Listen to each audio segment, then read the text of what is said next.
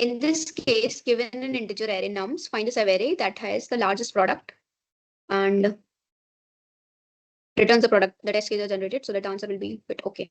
You don't have to check this. Okay, so what does this question says? Maximum product subarray. Okay, so you know subarray. What is a subarray? Subarray means, let's say 2, 3 minus 2, 4. So you can't say that 2, 3 and 3, 4 is a subarray. No, we will go like this. Let's say 2, 3 is the subarray of this array. 3, 2, 2 minus 2, 4. Okay, so these two are in sequence. That's why these are called the subarrays.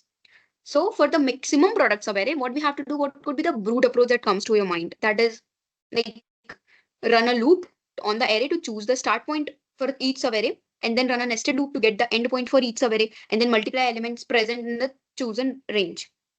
Okay. So what does it mean? That means you have to 2 into 3, you will store the product, that is 6. Then you will move to 3 into minus 2, that is minus 6. Okay, again, we have got a result that is 6 and minus 6. Then you will move to minus 2 to minus 2 into 4, that is minus 8. Now you have to find a maximum among these three, that is 6, minus 6 and minus 8. So 6 is the maximum among these three, and we will return 6 as our answer because it is the largest product subarray. So it is, we will use Kadani's algorithm for the optimal approach.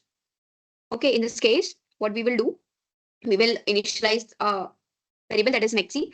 The variable is used to keep the track of the maximum product found so far. It is initialized to int min to ensure any product found will be larger. Okay. Now this product, what does it, this variable is used to keep track of the product of the current subarray, and it is initialized to 1 before starting the traversal. Now for this loop, that is for from here to there, this loop iterates through the array from left to right, and this product into num, as I have told you, you will do 2 into 3 and 3 into minus 2. This is for that. And this maxi means it will store the maximum output. Let's say 2 into 3 is 6 and minus 2 into 3 is minus 6. Okay, so it will store the maximum one, that is 6. Okay, now this product becomes 0 due to 0 in the array. It resets product to 1 to start a new subarray product calculation, as a product of 0 would not be contribute to maximum product. Okay, now for this condition, that is product is equals to 1 and this loop, what does it mean? Before this loop start, product is reset to 1 for starting a fresh start. Okay, now for this loop iterates through the array from right to left. These operations within the loop are like same as in the first pass. Okay, so what you have to do, you just simply multiply the current element with the running product, this condition. Okay, and what you will do, you will update the maximum, again updating the maximum exceed and reset the product to 1 if it is becomes, and at last you will return the maximum one which we have found, and this is how it works. So the summary would be like the code calculates the maximum product of contiguous subarray by considering both left to right and right to right, right to left traversals. Okay, we need for two passes arises because negative numbers can flip the product signs. Okay, and considering both directions ensures that all the potential maximum products are considered. And this algorithm handles cases with 0 effectively by resetting the product whenever it counters as 0. Okay, so we'll run it. It is accepted. Now we will go for next question, that is longest increasing subsequence.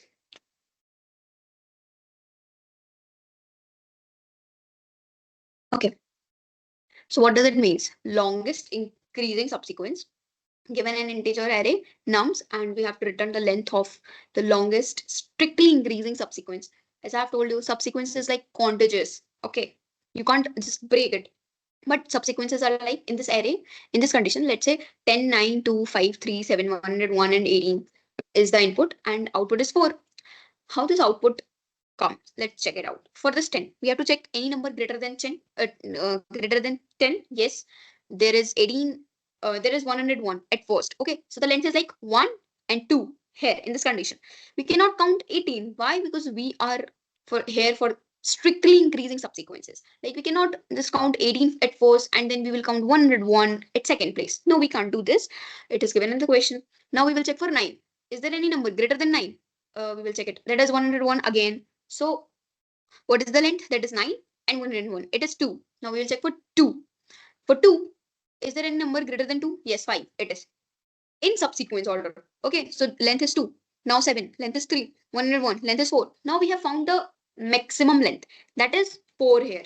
We have, obviously we have stored this length somewhere. Now we will move to another element, that is 5. We will check for 5. Now for 5, there is 5, 3, 7. One element, 101, 2 element, and 5 itself is a 3 element. So we can see the length is 3 here. Okay, it is not greater than the 4. Now we will check for 3. Is there anything greater than 3? Yes, 7 and 101. That is, the maximum length is again 3. Now we have to just break the record for 4, or we can simply just return 4. Now we will check for 7. Is there anything greater than 7? Yes, 101 and 7 itself. So the length is 2 here in this condition. Now we will go for 101 and 18. So is there anything greater than 101? No, it is not. So we will simply return 1 in this case, and for 18, again 1 in this case. Now we will return the maximum length, that was 4. Okay, so we have returned this 4 because it is the maximum length. In this condition also, okay, I will explain you this one, that is 7,777. This is kind of a condition. Okay, so you can put it in the question, like you can clearly see if all the numbers are same in the given array. So what you will do, you will simply return 1. Why? Because every number is equals and every count of each element is 1. 7 is equals to 7, not greater than, not smaller than. Okay, so it will remains 1 for every index. And in this condition, you don't have to go to every index. You don't have to just traverse and check for everything. If you have checked it once that every number in the array is same, you will simply return 1 in this case. Okay. Now we will understand this question. We will apply DP here. Why? Because there is, like, you can see repeatedly we have to just jump on conditions and we have to repeatedly check. And for this case, we cannot simply use recursion. Why? Because it will give a TLE, and for that case, for we will use vector. Okay, DP. So in this, first we will understanding the recursive approach. What does this approach say? If the current is equal to or greater than the size of the array, it means we have reached the end of the array. That means this is the point. Okay, so it will simply return 0, indicating that there are no elements can be included in the subsequence. Now for this include case, okay, we will be doing this including and excluding thing. Okay, in this include case, what we have done, a variable include keeps the track of the length of the subsequence. Okay, it will be keeping track of the length of the subsequence if the current element, that is ARR of current, is included. Now what is the condition here? Previous double equals to -1, or that means it will check if the previous is -1, which means no element has been included in the subsequence yet. Alternatively, if array at current is greater than array at previous, checks if the current element is greater than the previous element in the subsequence, ensuring that the subsequence remains strictly increasing. Okay. Now this is the recursive approach. That is, if the current element is included. If the current element is included, the function makes a recursive call. That is this solve using recursion for the next element, that is current plus 1. And with current now becoming the previous index. This current is becoming the previous index. Okay. And current plus 1 is becoming the current one. Now we will calculate it if the current element is included. Include is set to 1. Otherwise, the result of the recursive call adding 1 for the current element. Now this is for the exclude one. What we have done here, this 0 plus part indicates that we are not adding the current element to the subsequence. Let's say we have excluded this 9. That means we are not adding any current element. Okay, we will simply moving to the next element.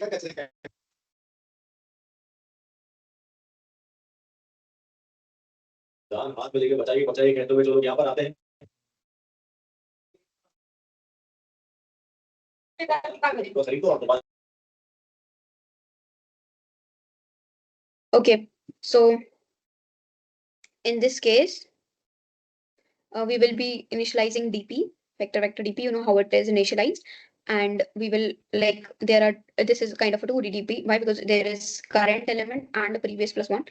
Okay, we will return this DP and we will include its DP here and here, and we will run it. Let's check this out. Yes, it is accepted. Now we will move to our next question, that is longest common subsequence.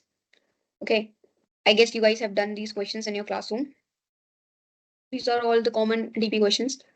This is longest common subsequence. So as it name suggests, what you have to just check. Let's say there are two text 1, that is ABCDE, and text 2, that is ACE. So what do you have to check? Is there any longest common subsequence in this? So you can see that ACE, yes, ACE, there is The longest common subsequence is ACE.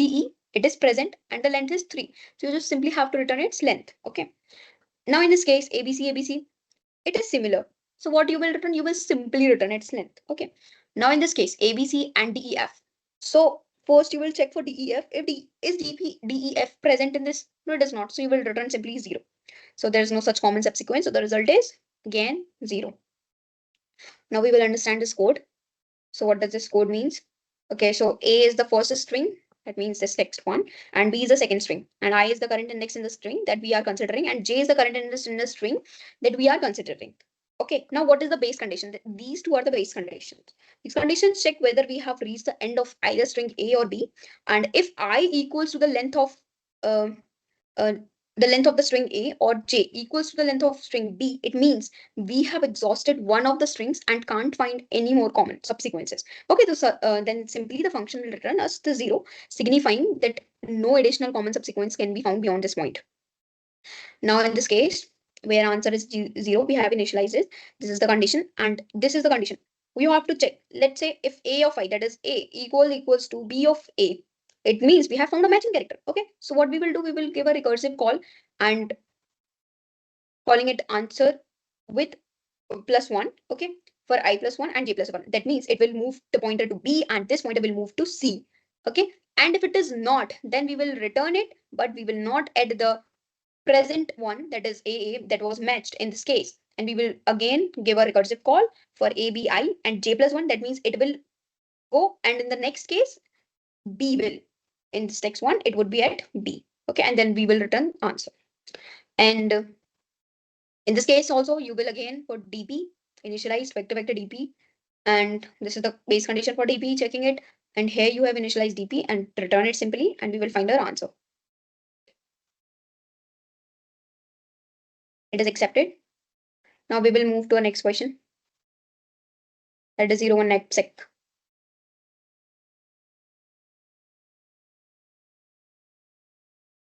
Okay, so what does this question means? Let's say you have given n, that is 3, and 4, and weight, that is 5. Weight means 1, 2, 4, 5, and value means 5, 4, 8, 6. So first approach by seeing this 01 knapsack problem comes to our mind is like greedy solution. Okay, we are like greedy in things. We want more of these values and less weight. So that is called a greedy solution. Okay, so what does it means? In this problem, there will be while selecting a local better choice, we may choose an item that will long term gives us less value. In this case, a greedy solution will be to take the most valuable item at first. So we will take an item on index 1. That is, if we have taken this 1 and its value is 5. Okay, if we go for 2, its value is 4. If we go for 4, it's 5. And so on. You will add on these values and you will check it out if the one highest one. So you will simply return that value. Okay, so basically understand this code. So what is here? Values means the vector containing the value of the item. Okay. Yes. And weight means the vector containing weight of the item, and n is the number of items, and w is the capacity of knapsack. Okay. Now for this thing, vector, we have initialized dp table initializing. Okay, 2D vector, as you can see. And now filling up for dp table. What does it mean? The outer loop, this outer loop iterates over each item from 1 to n. Okay, and the inner loop iterates over each capacity from 1 to weight, that is w. For each item 1 and capacity j, we will check if the weight of the current item, weight that is I minus 1, is less than or equals to the current capacity.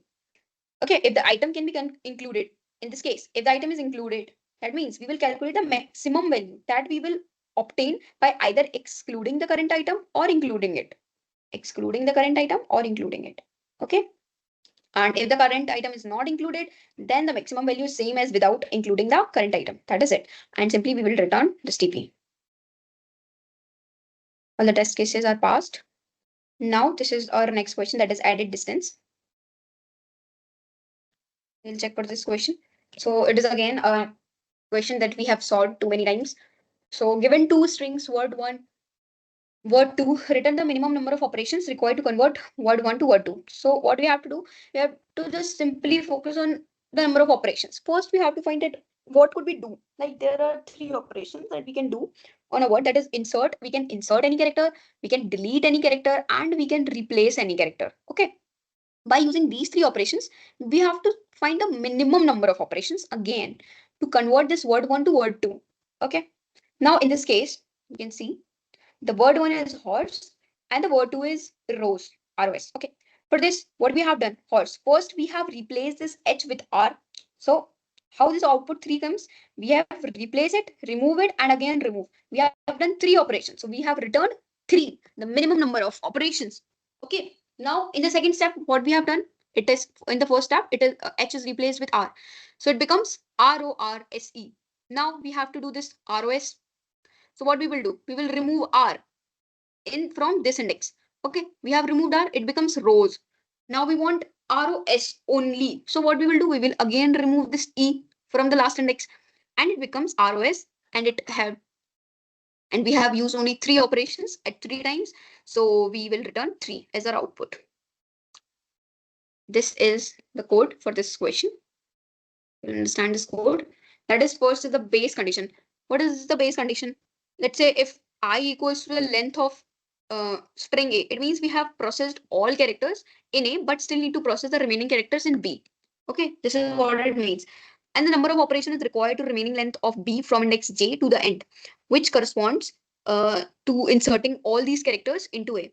Now, what is the second base condition? Second base condition is if J equals to the length of the string B, it means that we have processed all characters in B, but still we need to process the remaining characters in A. Okay, so this is it. Now we will go for this conditions. This is again a condition where character matches. Okay, now this is the condition where the character matches. If the character matches, we will simply return it with I plus 1 and J plus 1 for the next index. Okay, if the character doesn't matches, what we will do? We will initialize these 3 functions. These 3 operations you have to do. What are these operations? Is insert. Insert means you will insert it J plus 1. That means here you can insert it. And for delete, you can only delete it from this one. Okay, so you are deleting it from I plus 1. And replace you can do in both the strings. So it would be A, B, I plus 1 and J plus 1. And what was the question? We have to return the minimum distance, minimum operations. Okay, and at last you will simply return this minimum, insert, delete and replace. So this is how it will work. And for DP, you will simply initialize this vector DP and initialize here to DDP, that is DPI minus ij not equals to minus 1. And again, you will initialize this DP and return it as a DP. That is also accepted. Now we will move to our next question, that is maximum sum increasing subsequences. Okay. For this question, what does it mean? Let's understand is given an array of n positive integer, find the sum of the maximum subsequences. Okay. Maximum sum of subsequences of the given array such that the integers in the subsequence are sorted. Okay. In a strictly increasing order or strictly increasing subsequence. Fine. Now for this, n is maximum sum increasing subsequence. Okay, so first, I have told you, so for subsequence condition, you just have to check it. Like you can't just simply take 3 and 1 at once. Like if there is 101, so it is the barrier for this 1. You can only use these 2 elements. Let's say for 1, we are checking for it 1. For 1, is there is any greater element than 1? Yes, there is. That is 101. We will add this up. What does it says? It is like 102, which is not the maximum. We will again move it to 101 to 2, 3, and 100. So what could be the maximum output? That is, if we have choose this 1, 2, 3, and 100. This is the increasing subsequence. You can see that 1, 2, 3, and 100 is the increasing subsequence in this case. So you will add this 1 to 2, that is 3, 3 plus 3, that is 6, 6 plus 100, that is 106. And this is our final output. Okay. Now let's understand this question. So in this question, again, you have to initialize a DP. For this, DP is an array used for memoizing to store the maximum sum. Now, for this function, what we have done, the function calculates the maximum sum. It is for calculating the maximum sum of increasing subsequences that end at index I and vector v. Okay. Now, this condition checks if the result for index I has already been computed and stored in DP. If so, so it returns the stored result, avoiding redundant calculations. Okay, if it is equals to 0, that means we are considering the first element of the array, and we will again initialize an answer with vector of I. Now this is for this loop, for this for loop, it iterates through all the elements before index I from 0 to I minus 1, and this condition will check if it is greater than v of j to ensure that the subsequence remains increasing or not. And at last we will return this dp of I, that is by storing answer in it. Now this is the main function, that is maximum sum is. So in this you just simply have to convert the array to the vector, okay, for easier handling. And this initializes dp to minus 1, and you will initialize dp in this case. You will run it and check it once. Yes, it is also working. Now we will move to our next question, that is matrix chain multiplication, MCM. Okay, this is the question that we have done in our classes as well. So what does it means, matrix chain multiplication? So you have seen that there are many possible ways of multiplying these elements. Let's say A into B into C into D. So you just have to find a minimum one. Means you have to multiply these number in such a way you will find a minimum output of this. Okay, and the minimum one you have found, that means you have find the result. So in this case, at 20, 30, 10 to 30, you will multiply. Like if you are doing this A, B, C, D concept, that means you can multiply first this 40 into 20, then 20 into 30, then 30 into 10, then 10 into 30. Okay. So this combination says this one, and number of operations are like, so it will be providing a greater number of product. So we will be using in this case like 20 into 30 into 10, then 40 into 20 into 10, and again 10, 40, 10, and 30. Okay, and it will give us 26,000. This is our answer. In this case also, you can see, you can simply multiply these two, and these two, and it will give you a larger product. And you don't have to go for that. You just simply have to you just have to check for the lesser one, and the lesser is like 4,500. Okay, in this case, we again have used DP, and what we have done, we will understand this. So we will first initialize DP, and it represents the minimum number of scalar multiplication that is needed to multiply matrices from index I to index j. And then we will initialize DP table such that DP of I comma I is equals to 0, because the cost of multiplying a single matrix is 0. Okay, now in this loop, you will be asking what I have done. This is like outer loop. It iterates from I minus 1 to 1. That means bottom up approach. Okay, so to consider all sub problems where I is the starting index of the chain, and in this inner loop, that is J, so it iterates from I plus 1 to n minus 1 to find the optimal cost for multiplying matrices from index I to J.